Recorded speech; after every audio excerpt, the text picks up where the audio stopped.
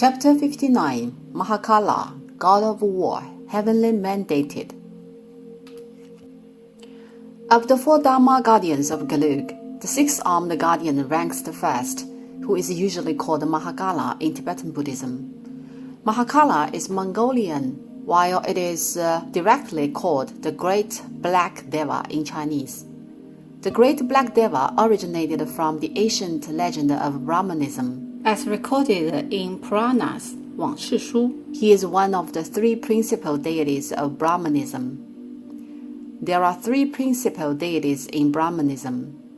The first one is the Brahma, who stands for the creator. The second one is Vishnu, who stands for the guardian. The third one is Shiva, who stands for the destroyers. The Great Black Deva is exactly the destroyer, Shiva. I've articulated in my course History of Indian Buddhism that the three principal deities are the production mixed by local Indian civilization and the alien Aryan civilization. So is Shiva. His paternal line is headed, god of storm, while his maternal line is the local god of Dravidian, god of fertility. Storm represents destruction while fertility represents creation, right? His paternal and maternal lineages imply his divine hierarchy. Paternal lineage is god of storm, which means destruction, and the maternal lineage is god of fertility, which means creation. Hence, Shiva features two attributes of creation and destruction. Though the divine hierarchy of Shiva is intricate, basically, his other extended deity attributes derive from creation and destruction. Besides, the Hindu gods hold one specified feature of no gender or no fixed gender, and the manifestation varies according to its attributes of divine hierarchy. It is an improper way to determine the gender by its manifestation. Say she is manifested in female and then we only judge it is she. He is manifested in male and then we only judge it is he. Shiva is actually manifested with attribute changes of divine hierarchy. The very concept of deity attribute changing as manifestation changes, which is exactly how Hindu gods are set, has influenced the theory structure of deity of Tibetan Buddhism. Namely, the manifestation of certain god or deity is not a fixed figure, but varies accordingly. The Great Black Deva is called Mahakala in Sanskrit. Maha, as said, means big or great. Kala means death and darkness. As a matter of fact, the term the Great Black Deva exactly embodies the semantic meaning in Sanskrit, namely, a great death or a great darkness, hence the name. It is freely translated into Chinese as 大黑天, the Great Black Deva, while in Mongolian or Tibetan it is transliterated into Mahakala, Mahakala.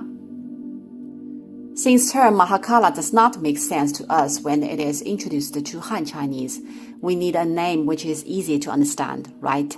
It is not understandable for a Great Black or Mahakala. Hence another name is generated, which is six-armed guardian, and it is quite vivid to imagine.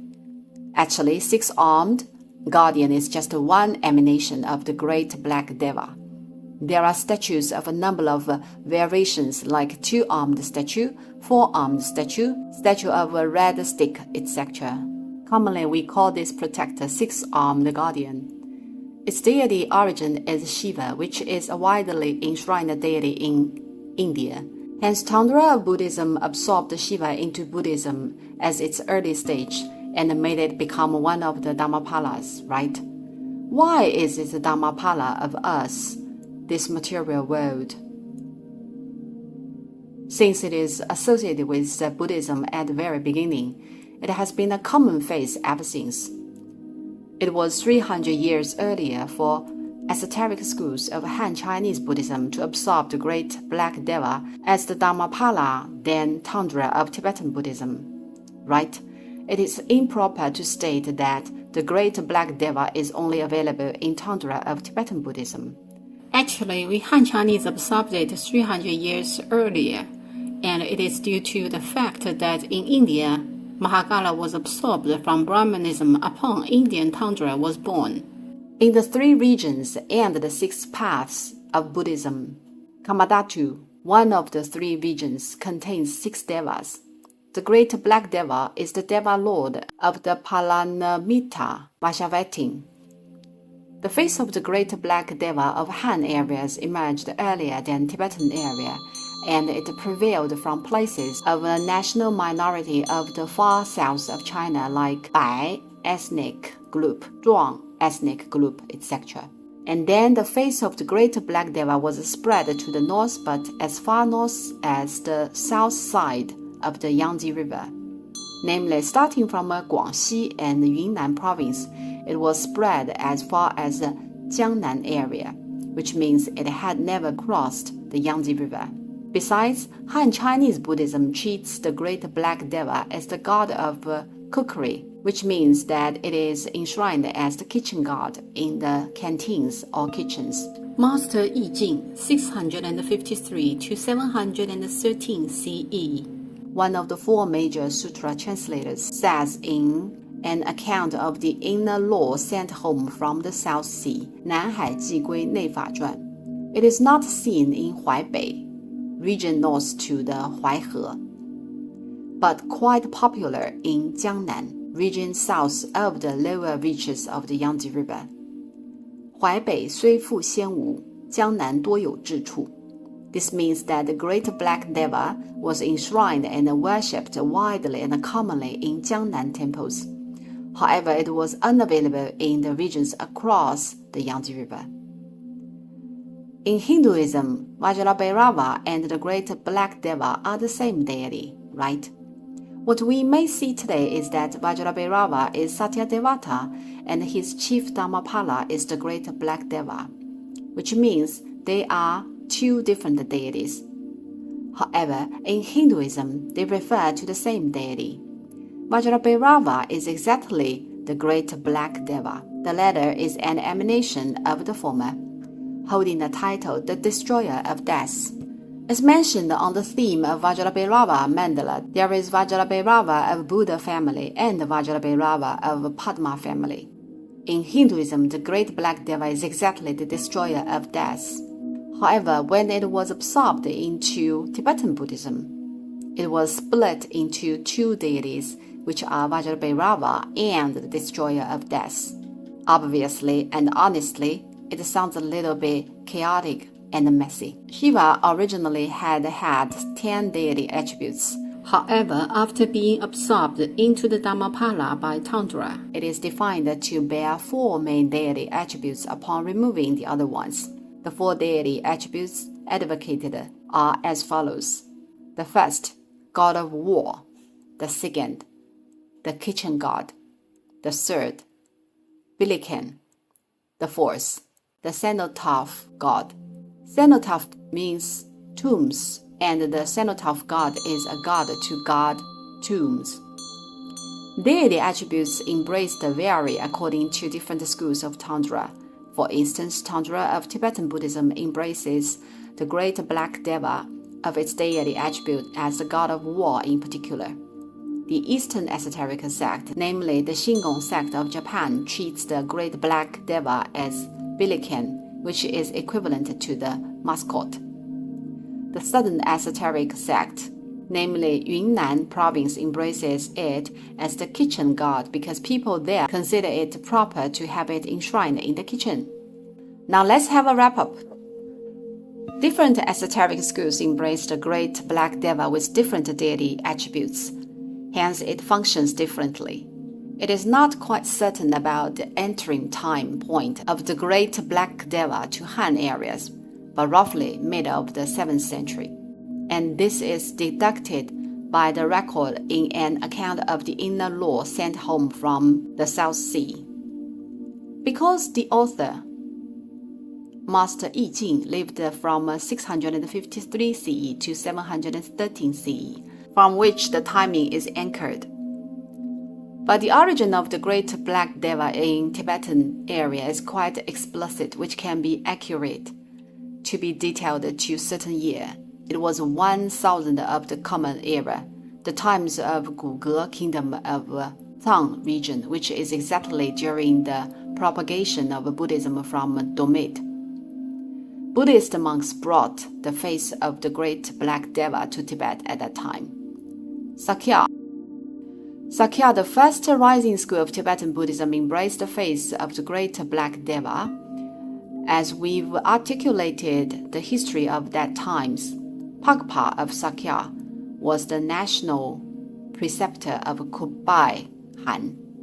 Face of the great Black Deva was thus introduced from Tibet to Mongolia, and later from Mongolia to Manchu. In the end of 1000 CE, early 11th century, the face of the great Black Deva was introduced from Yonghe Kingdom of Zhang region to Tibet. And then in the 13th century, it was introduced from Pagpa to Kublai Khan, founder emperor of the Yuan dynasty. Pagpa made a statue of the image of god of war of the great Black Deva with pure gold. Since then, as long as the Yuan military set out for battlefield, the statue of the god of war would be carried. It was eventually handed down to Ligdan Khan, 1592 to 1634, the last Mongolian Han in the Ming dynasty. At that moment, the statue of the god of war was inherited to Ligdan Han. The Chechen just sprouted and began its expansion under the names of late Jin.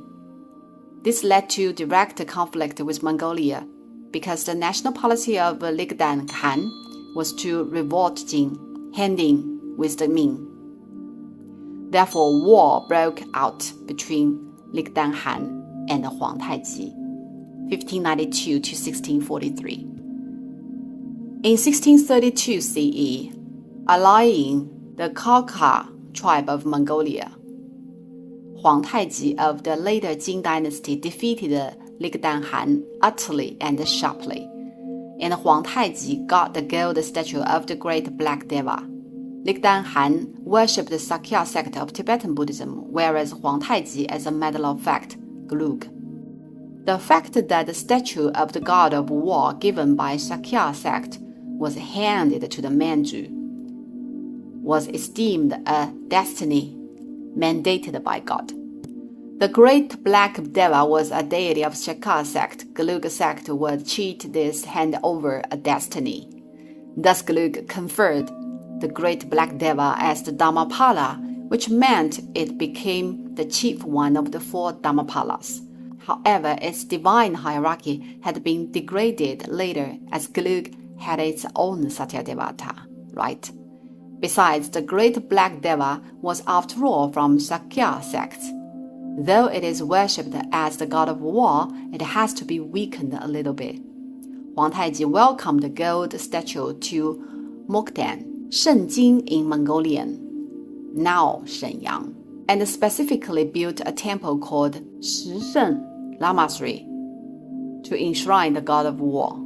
After the troops of the Qing dynasty had entered the Shanghai Pass and ruled the central China concretely, Mahakala was then upgraded from the god of war of Manchu to the one of the nation. There were 3 Mahakala Lamaseries in Beijing, which were respectively located in Nanchizi Street, a spot outside of Anding City Gate, and the Baishi Bridge. These lamaseries were titled the National Temples of God of War. Extant one is the one in Nanchizi Street. The one near Baishi Bridge was pulled down and replaced with Capital Indoor Stadium. The one outside Anding City Gate was no longer there either. The one in Nanchizi Street is the only one preserved. And its location is quite close to the Tiananmen Square. Walking towards the east from the Tiananmen Square, entering the Nanchizi Street, and walking on for about 500 meters, there is a sign marked Pudu Lamasery. This is exactly the location of Mahakala Lamasery. It had ever been the palace of Dorgan, and now it is free for visiting. You're welcome to pay a visit. By the way, this chapter introduces the 4 Dhammapalas of Gelug. However, there is, as a matter of fact, another Dhammapala of Gelug who is also known as God of War, called Bahar Gyalpo, but it is not enshrined here. There are commonly 3 variations of the statues of the Great Black Deva, which are 2-armed, 4-armed, and 6-armed. From the number of arms, it may be told which sect it belonged to. The majority statues of 2-armed Mahagala belong to Sakya sect, 4-armed Kama Kakju, 6-armed Galuga sect.